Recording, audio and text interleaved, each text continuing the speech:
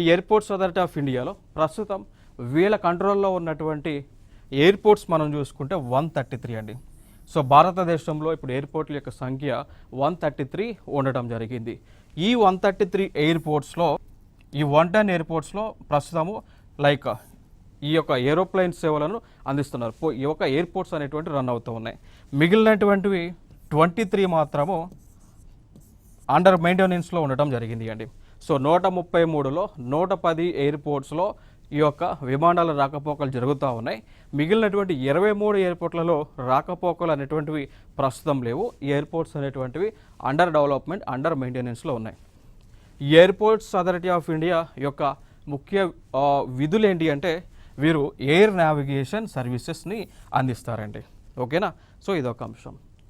Airports authority of India కంట్రోల్లో ఎంత విస్తీర్ణంలో మనకి కంట్రోల్లో ఉంది అంటే 2.8 million square nautical miles. So 2.8 million square nauticals miles మేర విస్తీర్ణంలో ఎయిర్పోర్ట్స్ అథారిటీ కంట్రోల్లో ఉండటం జరిగింది.